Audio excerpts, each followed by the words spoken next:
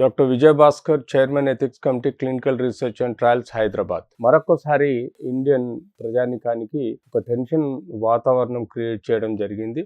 ఇది ఆస్ట్రాజెనికా అనే ఒక వ్యాక్సిన్, కోవిషీల్డ్ అనేది ఏదైతే ఇండియాలో అది పూనా బేస్ మ్యానుఫ్యాక్చర్డ్, ఏదైతే పూణే వాళ్ళ కంపెనీలో ఇది జరిగిందో, ఇది ఫస్ట్ ఆక్స్ఫర్డ్ యూనివర్సిటీ కనుగొన్న ఈ వ్యాక్సిన్ ని మన ఇండియాలో పూనాలో తయారు చేయడం జరిగింది.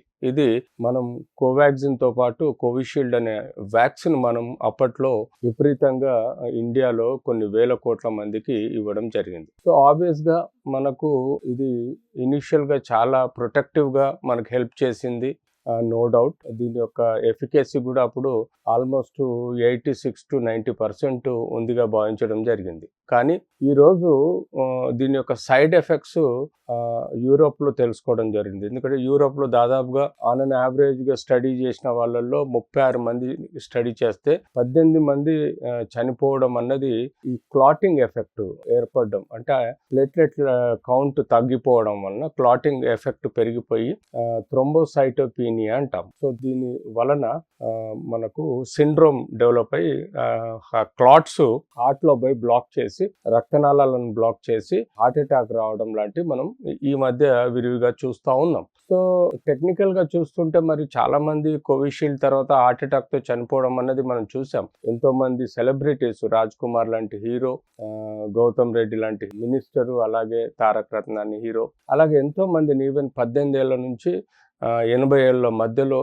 ఎంతో మందిని చూశారు. చాలా మంది అప్పుడు ఇది వ్యాక్సిన్ ఎఫెక్టేనా అని చెప్పేసి క్వశ్చనబుల్గా దీని గురించి చర్చించుకోవడం జరిగింది. కానీ ఇప్పుడు మనం ఏదైతే పర్టికులర్గా ఈ యూరప్ డిక్లరేషన్ బట్టి మనకు తెలిసింది ఏంటంటే, ఫస్ట్ డోస్ తీసుకున్న వాళ్ళల్లో ఎక్కువగా ఇది క్లాటింగ్ ఎఫెక్ట్ ఏర్పడి ఇంత పర్సెంటేజ్ చనిపోయారు, అంటే దాదాపుగా 36లో 18 మంది చనిపోయారని చెప్పేసి క్లాటింగ్ ఎఫెక్ట్, థ్రోంబోసైటోపీనియా, టీటీఎస్ అంటారు. ఈ టీటీఎస్ వలన, సిండ్రోమ్ వలన మనకు ఏర్పడిందని చెప్పేసి చెప్పడం జరుగుతుంది. సో బట్ ఇప్పుడు ఇండియన్ హెల్త్ మినిస్ట్రీ డిక్లరేషన్ ఏంటంటే, ఇది ఫస్ట్ డోస్ తీసుకున్న వాళ్ళల్లో ఎక్కువగా ఎఫెక్ట్ అయినట్టుగా భావించాలి, అంతేగాని 3 డోసెస్ తీసుకున్న మనకు దీనివల్ల ఏమి ఎఫెక్ట్ లేదన్నట్టుగానే భావించాలి. సో పానిక్ అవ్వద్దు. ఇండియాలో కోవిషీల్డ్ తీసుకున్న వాళ్ళు ఎట్టి పరిస్థితుల్లో పానిక్ అవ్వద్దు. పర్టికులర్ గా దీనికి రెమెడీ మనము థ్రోంబో ఎంబాలిజం కానీ లేకపోతే మయోకార్డియల్ ఇన్ఫాక్షన్ కానీ రావడానికి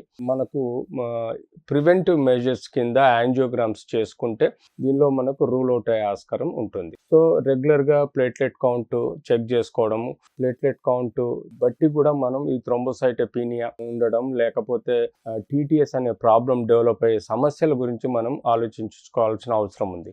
సో ఇప్పుడున్న ఇండియన్ పరిస్థితులను బట్టి మనం తీసుకున్న 3 డోసెస్తో ఎలాంటి ఎఫెక్ట్ లేనట్టుగా భావించాలి.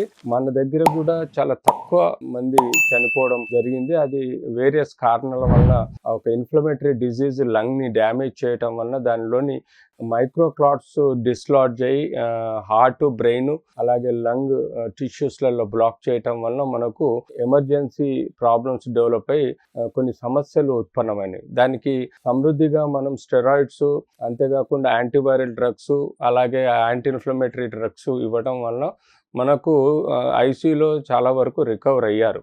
అన్ఫార్చునేట్లీ ఈ యొక్క లంగ్ డ్యామేజ్ విపరీతంగా ఉండటం వలన ఎక్కువ మంది మనకు చనిపోవడం జరిగింది. సో ఏది ఏమైనా ఇప్పుడు ఉన్న ధర్మిలా కోవిషీల్డ్ తీసుకున్న వాళ్ళంతా భయపడాలని కాదు.